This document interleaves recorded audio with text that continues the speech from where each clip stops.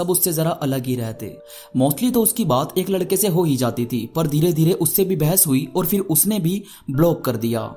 अब यार ना तो उसका ऑफिस में मन लग रहा था और ना ही उसकी लाइफ कुछ खास थी। फिर एक दिन उसके काम में कुछ एरर की वजह से उसे ऑफिस से भी निकाल दिया। अब डिप्रेशन इतना ज्यादा हो गया था कि ना तो वो ठीक से सो पाती थी और ना ही कुछ खाने पीने को दिल करता। फिर एक दिन उसने डिसाइड किया कि अब कुछ भी पहले जैसा नहीं रहेगा, वो खुद को बदलेगी और नई चीजों में खुद को लगाएगी।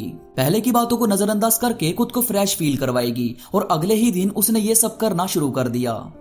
उसका फैशन डिजाइनिंग में इंटरेस्ट था तो उसी से रिलेटेड जॉब ढूंढनी शुरू की। और वो लोग जो पहले उसे रोकते थे कुछ भी करने से, वो अभी भी उसे टोक रहे थे कि तेरे लिए नहीं बनी फैशन डिजाइनिंग, तू रहने दे। मगर इस बार अपने अंदर की आवाज को इतना तेज कर लिया था इसने कि बाहर का शोर सुनाई ही नहीं दे रहा था। जॉब मिली, वो डेली अपने काम को दिल से करती और धीरे धीरे उस काम में उसे तरक्की मिलने लगी। और पहले जो लोग छोड़ गए थे, जो कुछ नहीं समझते थे, वो भी अचानक आगे बढ़कर बात करने लगे। मगर इस बार इसने किसी की बातों को ना उस तरह सुना जैसे पहले सुनती थी और ना ही पहले की तरह सैड हुई या बहुत खुश होकर रिस्पॉन्स दिया। इस बार ये बस नॉर्मल रही और काम से प्यार करना, खुद से प्यार करना शुरू कर दिया। और फैशन डिजाइनिंग की लाइन में ऐसा नाम कमाया कि ऐसी कोई भी एक्ट्रेस या मॉडल नहीं थी जो इस लड़की को नहीं जानती हो। अब देखो यार, ये हुआ कैसे? ये सब पॉसिबल हो पाया उसके खुद के बिलीफ से। उसे किसी ने बाहर से आकर कोई सलाह नहीं दी और ना ही अभी भी उसे किसी का सपोर्ट मिला था। वो जैसे पहले हालातों से लड़ रही थी उसी तरह लड़ते हुए खुद को सामने लाई और सभी कामों में कामयाब होती रही। यानी सारा खेल यार हमारा खुद का होता है। जब तक आप बाहर के लोगों को तवज्जो देते रहोगे, अपने आप को सेकंड नंबर पर रखकर बाहर सबको पहले नंबर पर रखोगे, तब तक कोई भी चीज आपके हित में हो ही नहीं सकती। कुछ करना है तो पहले खुद को पहले नंबर पर रखना होगा। देखो यार, खुद से प्यार करने के लिए आपको physical, emotional, spiritual, social, personal, social media और प्रोफेशनल, इन सभी रास्तों से गुजरना होता है। और इन सभी रास्तों में कौन कौन सी चीजें आती है, चलो उन पर अच्छे से बात कर लेते हैं। सबसे पहले है फिजिकल। यार देखो, सबसे पहले तो आपको नींद से समझौता नहीं करना चाहिए और ना ही खाने को पीछे छोड़ना चाहिए।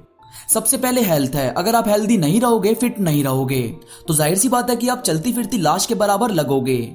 जब तक आपके शरीर में खाना जाएगा नहीं, नींद अच्छी नहीं मिलेगी, तो दिन भर आपका सिर भारी रहेगा और दिमाग भी ठीक से काम नहीं करेगा। इसीलिए खुद को फिजिकली फिट रखना बहुत जरूरी है।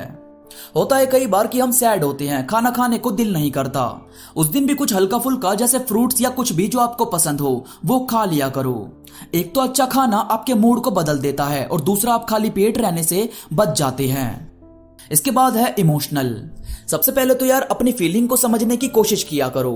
अगर आप ऐसे लोगों के लिए दुखी हैं जिनकी लाइफ में आपकी वैल्यू ना के बराबर है, फिर तो यार दुखी होना बहुत ही बुरी चीज है। वैसे आप किसी ऐसे ट्रेन में या मेट्रो में चढ़ते हैं जिसमें बहुत ही ज्यादा भीड़ हो या जिसमें खड़े होने की भी जगह ना मिले, या ऐसे किसी रूम में रहना पसंद करोगे जहां जरूरत से ज्यादा लोग हैं, जहां किसी को सांस तक नहीं आ रही? अगर नहीं, तो फिर आप ऐसे किसी इंसान के दिल में रहना कैसे पसंद कर सकते हैं जिसके दिल में आपकी वैल्यू नहीं, जहां पहले ही हजारों लोग भरे पड़े हैं? यार हमें चाहिए होता है सुकून, इस दुनिया से, यहाँ के लोगों से। और ऐसी कोई भी चीज जो इस सुकून को आपसे छीनने की कोशिश करती है, उस चीज को ही हमेशा के लिए इतनी दूर कर दिया करो कि दोबारा आपके रास्ते में आपसे टकराए नहीं। शुरू में थोड़ी तकलीफ होगी मगर बाद में बहुत शांत महसूस करोगे। हमेशा याद रखो कि फूलों को खिलने के लिए बारिश और धूप दोनों की जरूरत होती है, तो बरसने दो बादलों को खुद पर और आगे बढ़कर खिलने की तैयारी करो। इसके बाद है स्पिरिचुअल। खुद से प्यार करने के लिए आपको प्रेयर, मेडिटेशन करनी पड़ती ही है, क्योंकि चाहे आप भगवान में बिलीव करते हो या ना करते हो, पर आप मन में तो ये चीजें जरूर बोलते होंगे कि किसी तरह मेरी जॉब लग जाए या किसी तरह मेरा ये काम हो जाए। तो ये जो किसी तरह वाली चीज है, ये खुद में ही एक प्रेयर है जो हम इनडायरेक्ट वे में खुद को ही बोल रहे होते हैं। और कई बार तो हम खुद भी नहीं समझ पाते कि किसकी दुआ असर कर जाती है और हमारा काम हो जाता है। तो अगर प्रेयर करके, मेडिटेशन करके आपको सुकून मिलता है तो आपको जरूर करना चाहिए। इसके बाद है सोशल, यानी कि आपको खुद को ऐसी बाउंड्रीज के बीच रखना होता है जहां से नेगेटिव वाइब्स आनी इम्पॉसिबल हो। देखो यार, कुछ टाइम के लिए खुद को फालतू लोगों से अलग करना जरूरी होता है। ऐसे लोग जो किसी काम के नहीं हैं, बस आपके फोन के कॉन्टेक्ट बढ़ा रहे हैं, तो इनसे जरा सी दूरी बनाया करो। और इसके बाद जिस भी चीज को आपको करना है या कोई भी काम जो आपका पसंदीदा है और उसमें कामयाब होना चाहते हो, तो बस उसमें फोकस किया करो। 2-3 महीने भी अगर आपने बाकी चीजों से ध्यान हटाकर लगातार फोकस बना लिया, तो ऑटोमेटिकली आपका दिमाग उस काम को करने के सिग्नल आपको देता रहेगा। हम यार जब ऐसे लोगों के संपर्क में आते हैं जो अपने काम में बिजी रहते हैं, कुछ ना कुछ करते रहते हैं, तो हमारा दिल दिमाग भी उसी स्पीड से काम करने लगता है। वहीं लेजी लोगों के बीच रहोगे या जो किसी काम में सीरियस नहीं होते, तो आपका भी दिल दिमाग वैसे ही काम करने लगेगा। इसीलिए खुद को सही डायरेक्शन में लेकर जाओ। इसके बाद है पर्सनल। खुद से प्यार करने में सबसे अहम रोल होता है पर्सनल का। अपनी हॉबीज पर काम करना, गोल्स को लिखना और कुछ टाइम अकेले बिताना, ताकि आप दुनिया के सबसे बेहतरीन इंसान के साथ बैठ सकें। ये तीनों चीज आपकी पूरी लाइफ को बदल कर रख देती है। आपको जब भी लगे कि आप उदास हो, आपको कुछ भी नजर नहीं आ रहा, तो कुछ टाइम का ब्रेक लिया करो और ये तीनों चीज करने लगा करो। मैंने आपको पहले भी बताया था कि आप कैसी भी पेंटिंग करते हो, कितना भी खराब गाते हो, पर अगर ये आपकी हॉबी है तो इससे अच्छा दोस्त आपका और कोई हो ही नहीं सकता। नहीं जीतना हमें किसी का भी दिल, हमें बस कुछ टाइम खुद के साथ बिताना है। आप रेगुलर अपनी हॉबी पर काम करो, अपने आप के साथ अकेले कुछ वक्त बिताओ, मूवी देखो, गाने सुनो, मगर कभी भी लाइफ में किसी ऐसे इंसान का वेट मत करो और ना ही ऐसे मोमेंट का वेट करो जो आपके हालातों को ठीक करेगा। आपके हालात अगर कोई सुधार सकता है तो वो आप खुद हो। आपको फिर से शांत और जोश से भरा हुआ कोई बना सकता है तो वो आप खुद हो।